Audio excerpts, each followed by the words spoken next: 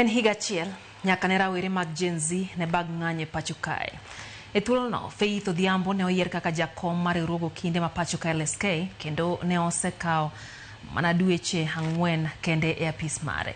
En ng'anyo mane okete nyong'ong mar piny Kenya kendo ji mathoth ne nene kaka siro mane konyogi e kinde mane jong'anyo ne ringo dhi ire. Ei kokogo duto, Faith ne kalo yang'o. Jafo mar Cleophas Oluoch no bet kode piny kendo goyo kode mbaka e yo machal kod mae. Machiegni Faith Odhiambo kaka ogai mar LSK, gik mathoth ahinya obedo katimre higa achiel are ne ng'anyo mar tipo bagi e pacho kae.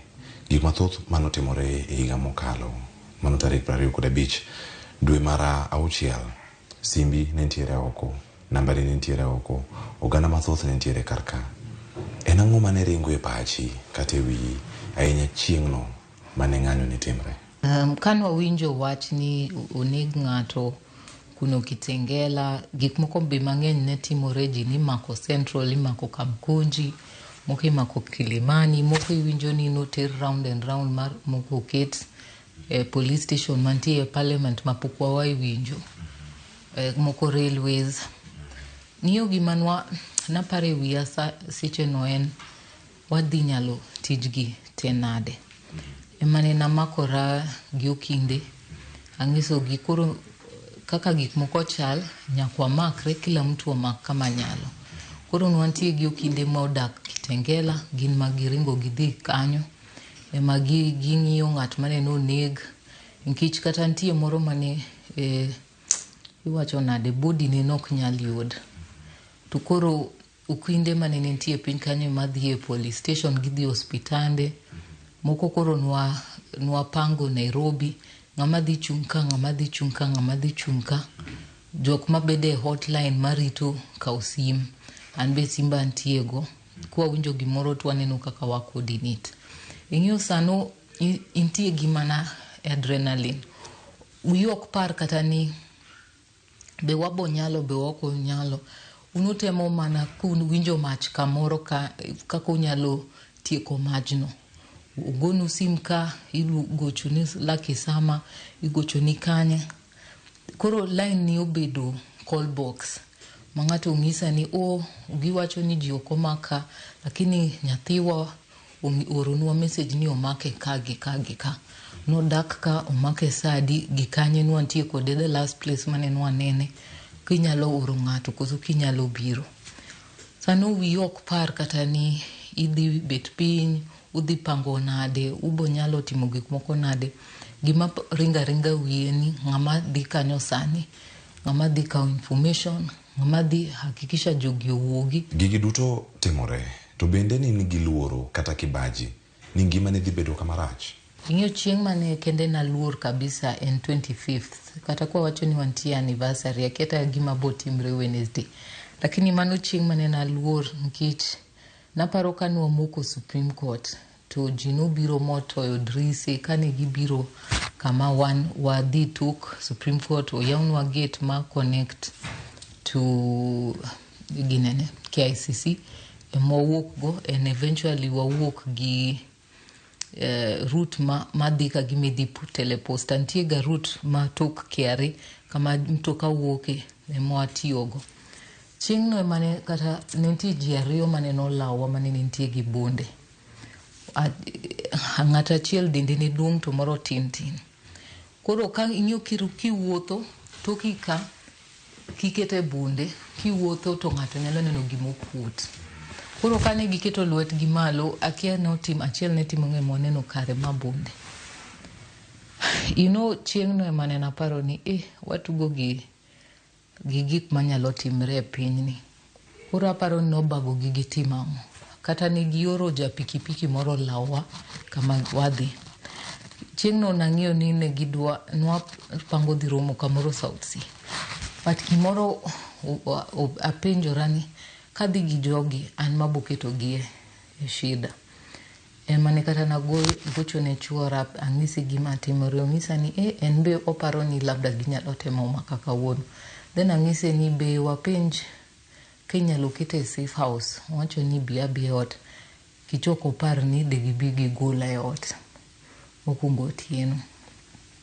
maneno adhi ang'iso gini aloko pacha gitieka ot ema gi drop out then gin gidhi romo kata ne kane gidhi romo ema gi japikipiki no gi notice ka lawgi ka gichopo japikipiki no ochopo kanyo be ka odhi go sim gichunge ging'ise ni isebedo kilawa ang'o midwaro ong'iso gi ang'isa ni jok ariyo no ore gimiye pesa ni tije en mana ging'i kama wachopo ugo sim koro gichule pesa ging'iso ni kik igoni jogo sim then kinde go mane nitie kodwa mane nitie cancel ate nogo sim giyudo safe house.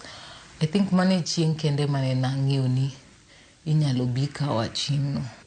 Bende en gimoro mane ochuno ni lweny ni ng'ato ne nyaka wit ngimane, ng'ato ne nyaka tho, jomoko ne nyaka lal? Onge gima dawach ni en worth it losing life because kata ng'ata achiel kotho en gima duong'.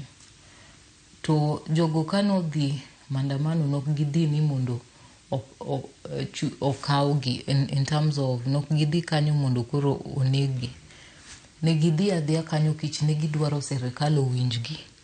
Ne gidwaro ogol wach corruption.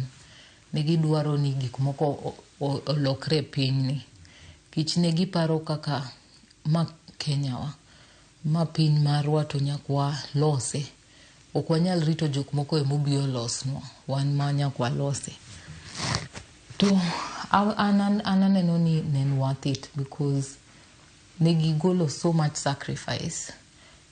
To nwaneno ka serikal olok to be seche moko kata ka giwacho ni onge gimotimre but inyalo neno kata tinde ok chest thumb kaka ne gitimo chon. Sani mwaneno ni 1 year later to wigi ochako wil kendo. Ponono ne ujwang'o ting' mane jo Kenya omi in kaka oganda ne ringo biro ire oganda ne gocho ni tinende ntiere jok mantiere e court e doho nyaka sani pod yalo buchegi jok molal nyaka kawuono jonyuol manyo jogi LSK oling koso LSK timo gimoro mondo mi okony anyuola gi higa achiel bang'e. Mano tich ma pod wamedo luwo kich wantie gi kes mang'eny ma pod yware. Uparo ni wantie gi kes aparo jok mane nomak Kitengela mane ji ariyo noyud kotho to pod warango ng'atgi nitie ng'at achiel ma pok oyud mago pod walaw nitie habeas corpus mang'eny ma pod waendelea law nitie mosesu jatelo ma National Police Service gi jotende gi moko ma mwabosu ma wadwaro ni take personal responsibility kata cases maendelea mimako ji ma IPOA prosecute baby pendo tangu no chakore LSK osebedo kalaw kisno koro ken wach ni kamera kwentie koso onge ing'eyo families mohero kamera nkich gidwaro ji ong'e gima timore lit magi kadhe kendo gidwaro ji okony gi rango anyuola koro mano wa accept kich ing'eyo konyo gi kang' tie ng'at moneno ng'at gi nyalo wacho kamoro konyo e case kwa law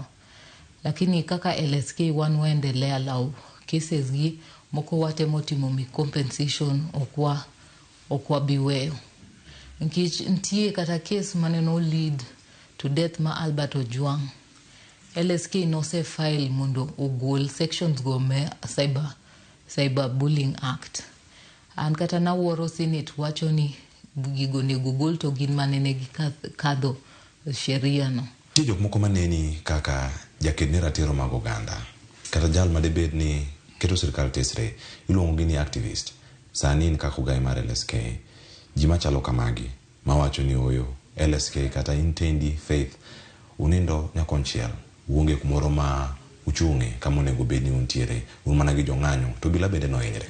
Wan wakaw ka ikelonwa case ibiro complain ka ibiro LSK kata wawacho ni kata ka jonyuol kaw nyaka ubi LSK mondo utim formal complaint koro wan wa represent jok mobiro irwa okinyal represent jok moko biro iri and then kata serikal wawacho ga ka serikal otimo gimoro koso otimo maber emamo miyo wamiyo ga statements kendo watimo ga recommendations matero ga nyaka parliament kich be wantie gi tich mab timo advisory so kata ka ji wacho ni LSK en activist adiera en LSK nyako chung for the rule of law kendo protection of the people. And so tijwa nyakwa team. Bende iparo ni demokrasia thuolo mar higa achiel ng'anyo mar tipo manobedo sirkal orakore kode machal nade manene lwasi mar demokrasia pacho ka obedo motegno koso medo mana lwasi? Ano kane gik molokre, in fact aneno gik moko obedo marach moingo. Nkich wawinjoga Murkomen gini ka wacho ni gin ok kwan gi River Yala. To gima miya nyiero ne gintie sirkal ka ikwanyo ji River Yala. Kich jatend ginen mar ariyo e sirkal. Lakini king'iyo track record ma human rights, ma sirkal moduoko enforce disappearances, mukelo abductions, mukelo killings in day broad light. Ineno polise nego ng'ato at point blank range. Ginego ji tok giluor kata. Mano nyiso ni democracy gi rule of law is becoming worse and worse. Waneno ji mikao e ute gi gotieno. Waneno jo police biro gi Subaru mang'eny biro kao ng'ata achiel. Gibiro kata mtoka beach kosa par biro kao mana ng'ata achiel. Ineno serikal ma nego ji kochopo e police cells. Waneno kendo ken kata case ma Albert Ojwang, case ma Nyandarua, waneno case maneno timre Kisumu. Iwacho ng'ato monegore to negore nade, hang himself nade. Okapar ni even nego gitimo kata comparison gi River Yala kich scorecard gien worse than that. Marimo gik Faith koten record minyalo miyo sirkal, minyalo somone sirkal gunso neno ko kae joma tindo chieng' tich adek diponi lweny ma kamae omuoch. Udhi yudoru kama chal nade? Kaka mokwongo wacho kaka LSK wabo bedo kanyo wa watch police stations mondo wa check gi momak, wabo watch the entire day gik matimore. To gima nyiso sirkal mokwongo nyaka counties wa kikudonje e wach golo guns mondo goji. Waseneno guns mitiyo go mondo gikata gikweli mondo wach ni en protesters okwabiye gi wachno. Because waseneno guns go, unwaneno kata police makao laptops madonjo e dukaji. Gidwaro create a perception ni protesters enjo kuoge, protesters destroy property. And that is the same style manene gitimo kane gitimo ne the young Gen Zs. To wacho ni wasikwero kendo wabo bedo kwa ngiu. Okwabiye ni item muondoji to adiera waneno giwangwa. And to the people lang isugini, be safe. Hotline my LSK is on our website and also on my spaces, on my X space and my Facebook. Mark hotline no is save. Kintie kamarach, go simu report for your own protection. Worth gi groups kikiwot ngata chiel. Kendo ihakikisha ni kikuting weapons ma police nyalo tiyo go wach ni nudwa biro timo distraction. Komaki kama rach be make sure idhi live mondo koro jione the last place mane nintie, ng'at mane no kawi koso ng'at mane no maki, because mano nyalo bedo the difference between saving your life or otherwise.